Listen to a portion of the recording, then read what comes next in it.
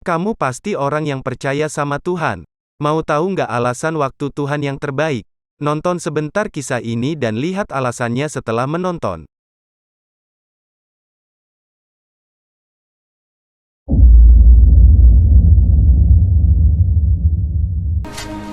Seorang bernama Lazarus yang tinggal di Betania sedang sakit.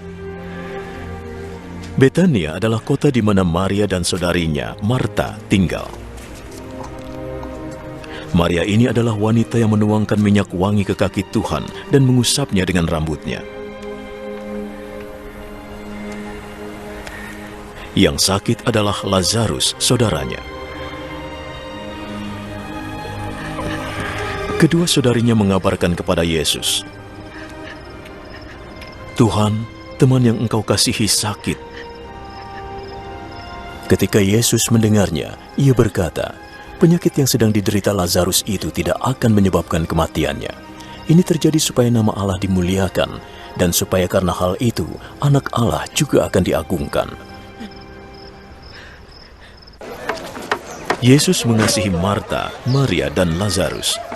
Tetapi ketika ia mendengar berita bahwa Lazarus sakit, ia tetap tinggal di sana selama 2 hari lagi.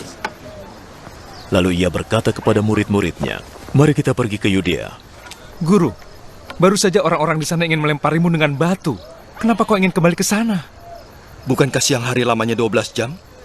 Orang yang berjalan di siang hari tidak tersandung, sebab ia melihat terang dunia ini.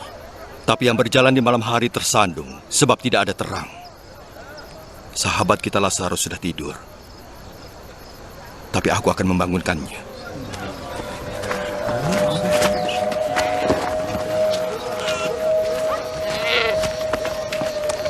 Kalau sudah tidur, dia akan sembuh. Maksud Yesus, Lazarus sudah meninggal, namun mereka mengira dia benar-benar tidur. Maka Yesus berkata terus terang, Lazarus sudah meninggal. Tapi demi kalian, aku sengaja tidak bersamanya, supaya kalian percaya. Mari temui dia. Thomas, yang disebut si kembar, berkata pada teman-temannya, "Mari kita pergi bersama guru, supaya kita mati bersama dia." Ketika Yesus tiba, ia mendapati bahwa Lazarus sudah 4 hari lamanya dikubur.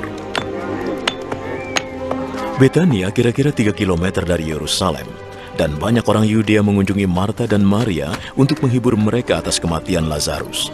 Ketika Marta mendengar bahwa Yesus datang, dia pergi untuk menemuinya, tetapi Maria tetap di rumah.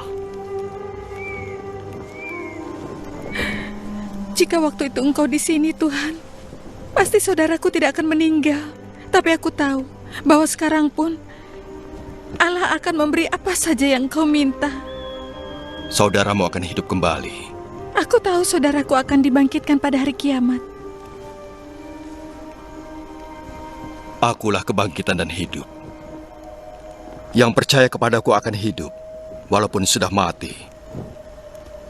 Semua yang hidup dan percaya padaku tidak akan mati. Apa kau percaya?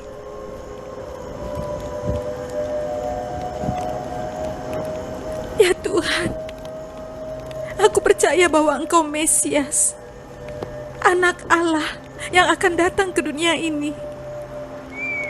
Setelah Marta berkata begitu, ia kembali dan memanggil Maria saudarinya.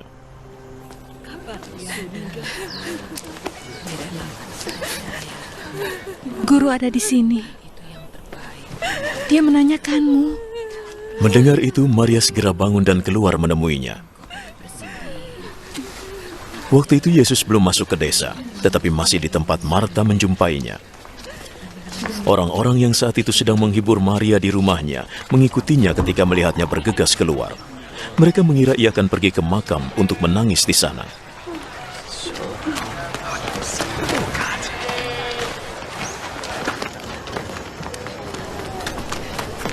Maria tiba di tempat Yesus berada, dan segera setelah melihatnya, ia berlutut di kakinya.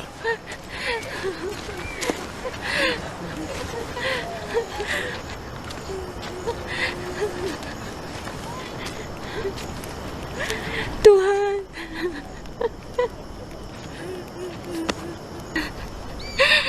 Jika waktu itu engkau di sini, saudaraku tidak akan meninggal.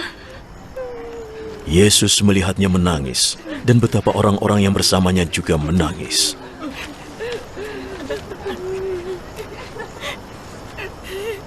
Hatinya tersentuh, dan ia sangat terharu.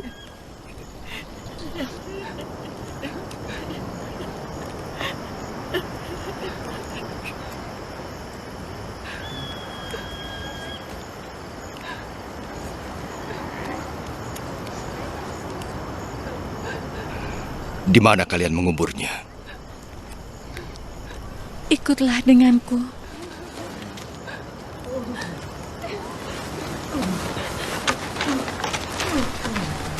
Yesus menangis. Lihat betapa ia mengasihinya, kata orang-orang itu. Tetapi ada yang berkata, bukankah ia membuat orang buta jadi melihat? Mengapa ia tidak mencegah supaya Lazarus tidak meninggal? Yesus merasa terharu lagi, lalu pergi ke makam yang merupakan sebuah goa yang ditutup dengan batu besar.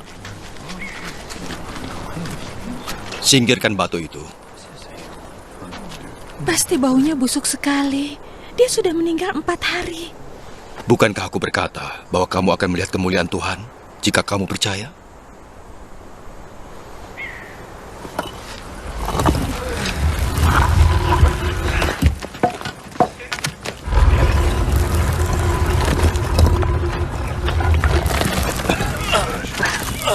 Mereka menyingkirkan batu itu.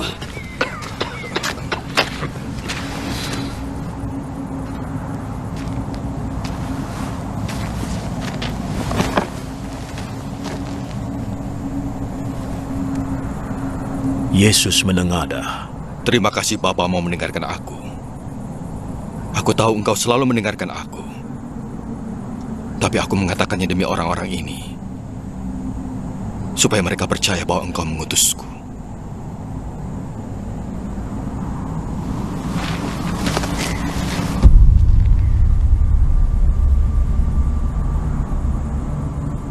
Sesudah berkata begitu, ia berseru dengan suara keras. Lazarus, keluarlah!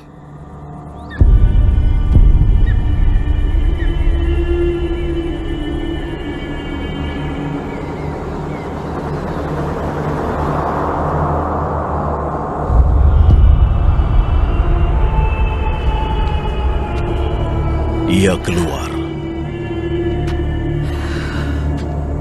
Tangan dan kakinya masih terbungkus kain kafan. Dan wajahnya masih tertutup kain.